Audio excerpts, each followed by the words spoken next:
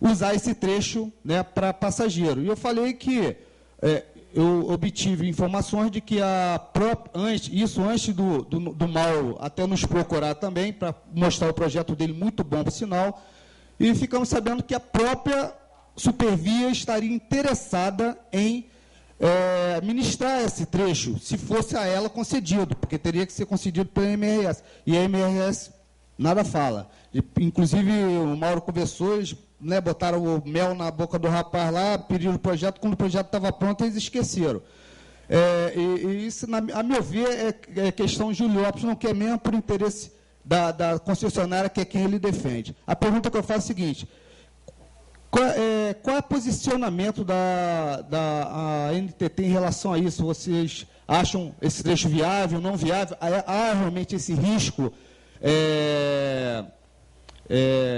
no caso de acidente? Ok. Conforme a gente combinou, a gente deixa para o final e pedir encarecidamente os próximos que vão fazer perguntas, são poucos, né, que sejam breves dessa pergunta. O próximo é o Tonhão, depois o Nilo. Ferrovia não pode ter improviso. Lá tem que ter profissional. Tá? E lá, entendendo, nós tivemos um grupo de profissionais, está ali o Hélio, entendendo, para reativar o Barrinha.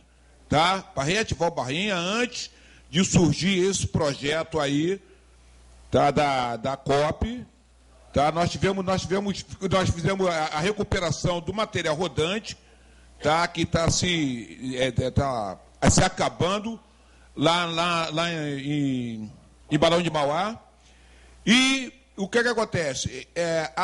Simplesmente o Barrinha não saiu na época, tá? A gente estava baseado numa resolução que dizia que o trecho concedido, pelo menos, teria que ter 2 trens diários de passageiro, tá? E não saiu justamente porque a MRS não quis. Tá? A MRS não quis, estou falando para vocês aí que ela de lá, ela não quis. Tá? Nós fizemos esse trecho, depois que eles arrancaram covardemente a rede aérea, desativaram a subestação de Chais, tá? E desativaram também a subestação de Barra do Piraí. Nós tivemos que fazer esse trecho com uma locomotiva que foi cedida pela MRS, tá? E nós pudemos contemplar o abandono daquelas estações que somente, entendeu, se chegava através de ferrovia. Sem contar Mário Belo, Engenheiro Gurgel, que você tem que dar uma volta ao mundo para poder chegar lá. Mas então, lá não existia improvisação não, tá? Pelo menos na nossa época de central, existia profissionais trabalhando lá nesse assunto. A minha pergunta é o seguinte: qual é a garantia que o povo brasileiro terá com o PIO? Será que o PIO sairá? Haja visto o trem-bala, que várias vezes foi adiado, não saiu do papel, e o trecho inacabado da Ferrovia Norte-Sul, lá em Goiás. Isso é só alguns exemplos que eu não quero me estender. Então, eu queria saber qual é a garantia que o povo brasileiro terá com relação ao PIO. Nilo Ovidio, sou do Instituto Estadual de Engenharia, CEAERJ, Movimento de Preservação Ferroviária. A minha preocupação é exatamente um pouco que ele colocou. Eu acho que ninguém é contra um projeto que vai otimizar percursos, vai usar uma única bitola. Tudo isso aí, aqui eu acho que ninguém seria contra. Agora, conhecendo o Brasil, conhecendo os gestores brasileiros e os políticos, a gente fica com medo. Porque o que vai acontecer no final é que vai ter a retirada e não a execução do que seria a substituição. Além disso, os dois sistemas não podem conviver, sendo o PIO econômico, pensando no financeiro e tal, e o outro, ou pelo menos parte do outro, aqueles que tiverem interesse ser usado como uma alternativa turística, cultural, histórico-cultural. E o prazo? há quanto tempo o PIO está sendo estudado? E para a gente pensar num projeto alternativo, 1 mês. Alguma coisa está errada.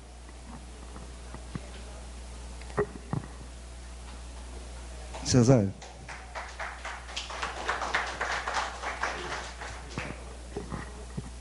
Bom, eu queria dizer, eu sou ferroviário também, mas... Eu sou ferroviário também, mas como indústria ferroviária. Eu sempre trabalhei a minha vida toda na indústria ferroviária. Eu quero dizer que eu gostei muito de ter participado dessa reunião aqui. Queria agradecer ao Pastore pelo convite que fez para participar. Gostei muito. Eu acho que, através dessa discussão, é que a gente vai procurar seguir o melhor caminho. Nós, na indústria, vivemos anos muito apertados. A indústria brasileira ferroviária é uma das mais antigas do Brasil. Haja visto que em 1854 estava a primeira ferrovia e logo no início, no fim da década de 1890 e tantos, e começo do ano de 1900 e tantos, já tinha as primeiras indústrias ferroviárias no Brasil. Vivemos um problema muito grande na década de 80, 90, principalmente 90, quando acabou a indústria ferroviária. Praticamente acabou a indústria ferroviária. Considerando que a década de 70 foi a melhor década dentro da indústria ferroviária, mesmo essas décadas mais recentes.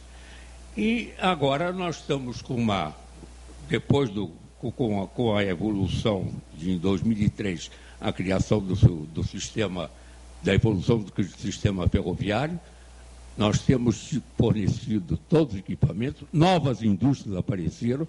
Nós tínhamos uma indústria, apareceu a Randon, que nunca fabricou vagão, está fabricando vagão. Apareceram 2 fábricas de locomotivas no Brasil, a GE, e depois da GE, veio a GM, a EGM.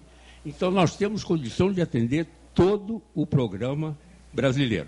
E uma observação que foi feita pelo presidente meu atual, presidente da ABIFER, que é o Vicente, é de que nós temos condição de também, através do trabalho que a gente está fazendo junto com a NTT, nós estamos fazendo um trabalho junto com a NTT para determinar as posições das empresas que podem colaborar no enriquecimento da nossa sistema ferroviário. Era isso que eu gostaria de dizer que gostei muito e agradecer a presença de todos aqui. Obrigado. Temos só mais 4 inscritos, depois a gente vai passar para a mesa para dar as respostas e a gente encerrar. O próximo é o Leandro, depois o Zé Maurício, Almir e o Iara.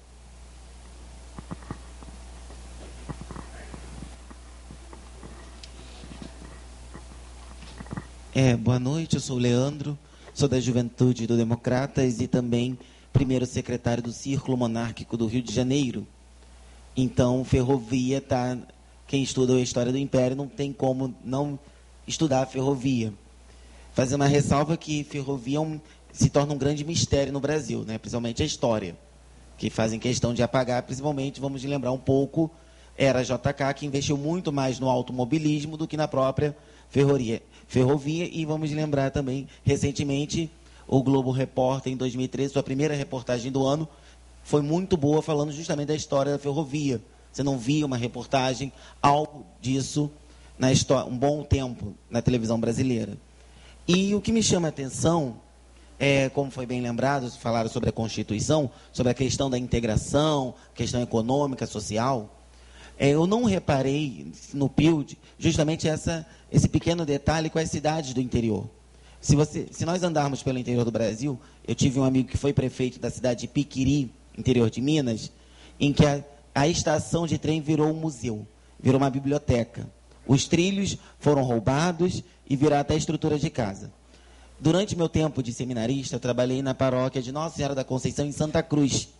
E sempre ouvi os mais velhos falarem do trem que saía de Santa Cruz e ia lá para a região da Costa Verde. E sentem falta.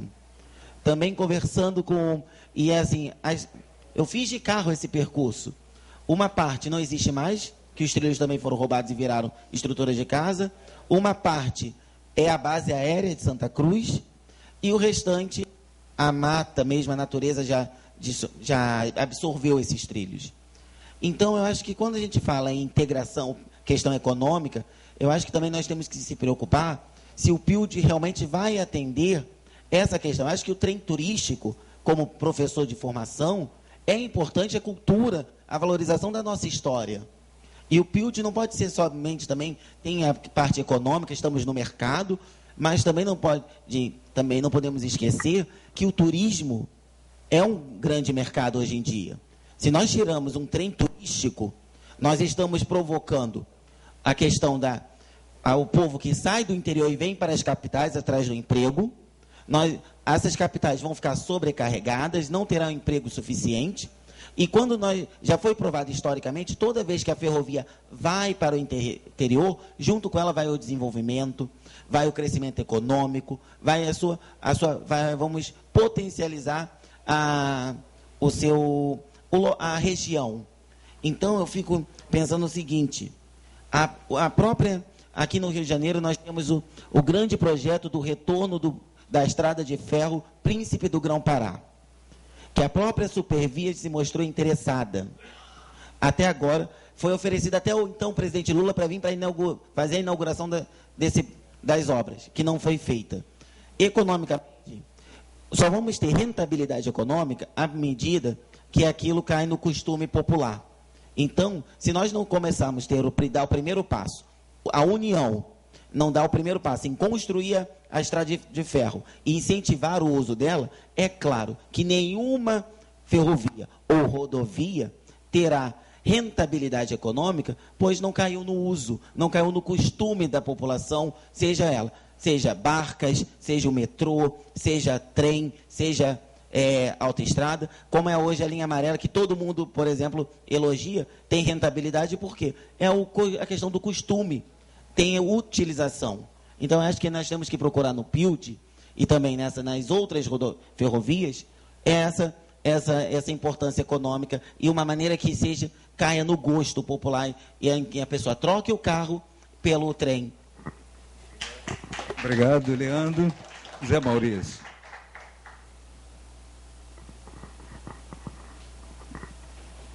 A minha pergunta é para o senhor Mauro Almeida.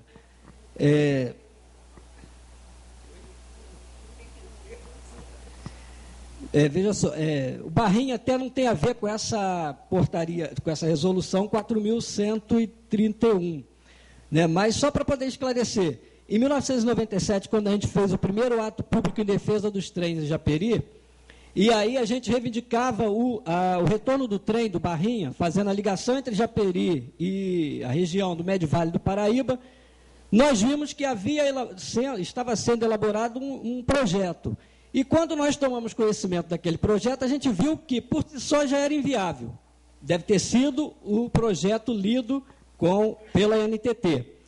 Né? Nós, então, procuramos a cópia, eu repito, como foi dito ali, e nos propusemos ajudar na elaboração daquele projeto sob a orientação deles, como de fato foi feito. Hoje, a equipe do Projeto Barrinha, elaborado junto com o MDT, COP e o FRJ, orientados pelo professor Márcio Santos e Ronaldo Palaziano, dispõe de uma equipe técnica qualificada assim, ex-ferroviários, engenheiros com doutorado, tese de doutorado na área de transporte ferroviário defendida na COP, na UFRJ, e outros profissionais que, com certeza, terão ou teriam condições técnicas de fazer a manutenção e a operação do trem.